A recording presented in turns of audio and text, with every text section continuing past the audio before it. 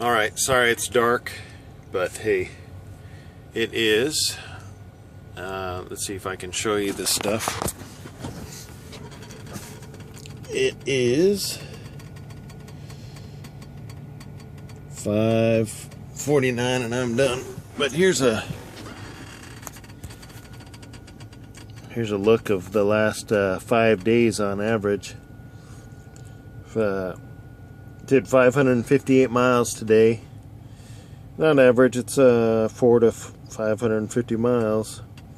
So add that up, and I haven't even added these up, but it looks like I drove for about 10 hours and 5 minutes today, working 11 hours and 17 minutes, and that was part of that 11 hours. Sorry about the lighting. Horrible in here for making videos at night, but it's I thought I'd be here a little bit sooner, or I should say I knew I was going to be here at this time, but I thought it would be a little bit lighter outside. I was going to get out and show you the load, but it's at sunset and I don't think it would show up very well on this camera. But anyway, so I worked for 11 hours and 17, so I got an extra, I guess, an hour that I fueled up this morning when I did my pre-trip. And I got to the shipper, and they loaded me up really quick, and then they had a machine. You know, I just had to throw 6 straps over this lumber, and then they had a machine that pulled the tarps over, and all I had to do was bungee it down, so that made it really quick. I spent an hour, I think an hour and oh man, I don't know how long. I spent a little over an hour there.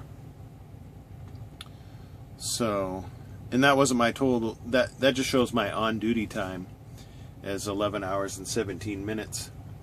And that doesn't include my off-duty time, because I did a half hour, I waited there for half an hour after I loaded, so I'd have my full 8 hours to finish up my day, because I drove for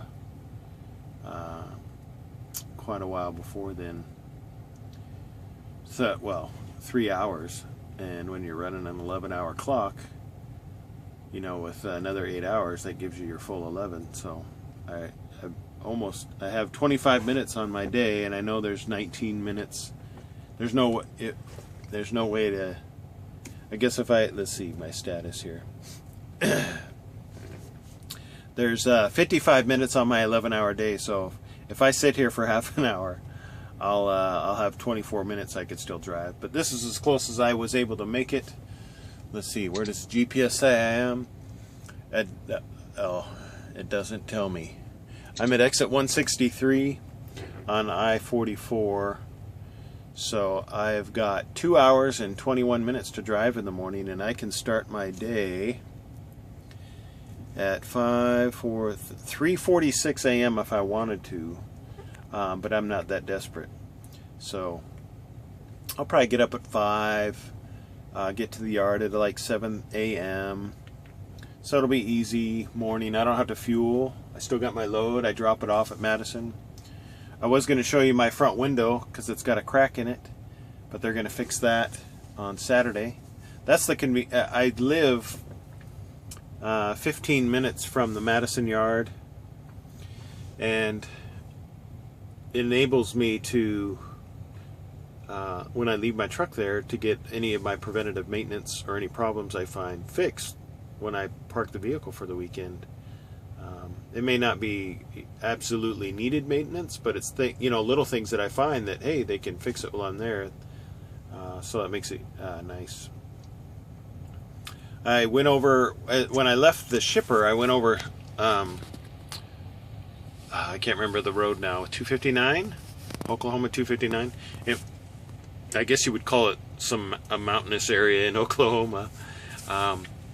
It was a steep hill with a severe downgrade on the other side for about 3 miles. It wasn't a big deal, but I got to use some Jake brake action. Actually, hopefully I turned on my camera.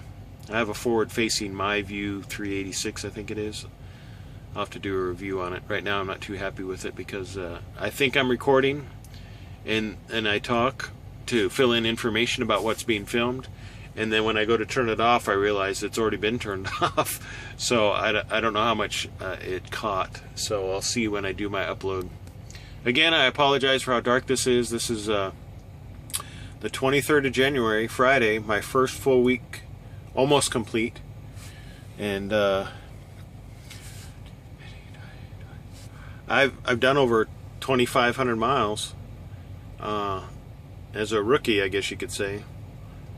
I think I've lucked out.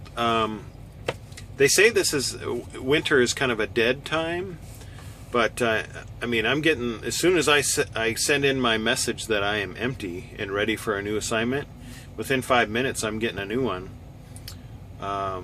So I mean, there is like no doubt. The only, let's see, where did I go? I picked up, out of Houston. When I was driving out of there, that was the only shipper where I sat for any length of time. I was there for over 2 hours before I even got loaded, but I didn't care. I mean, I started making money by the hour once I was there 2 hours, but I mean, I tend to give any shipper or consignee a couple hours to get to me. I don't stress out about it too much. I mean, I do this because I want to give this a shot, and so far I'm well pleased. This would be great if I like went somewhere and then came home every night. Anyway, that's a whole nother discussion. I won't get into that.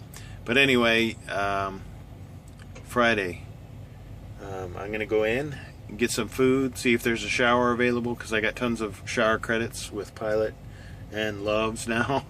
So that's when you if you become a driver with Maverick or any other company, make sure you get a card for each of these fuel services like Pilot, Loves, TA, because when you buy fuel there, you get credits to be used either for free showers or discounts on whatever, some people save up enough points where they get, those buy a CB with all their points. There's a truck pulling in. I don't know why he's having a hard time. There's lots of room. He almost hit my truck, but hey. But I am next to an empty Schneider van.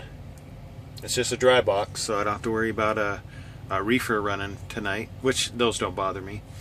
And I'm next to on my right hand side is a heavy haul guy with a tractor on the back of his rig. So, and I'm fairly close. I'm at the Pilot at 161 is considered a large truck stop, and I'm fairly early. It's 5. It's just now almost 6 o'clock.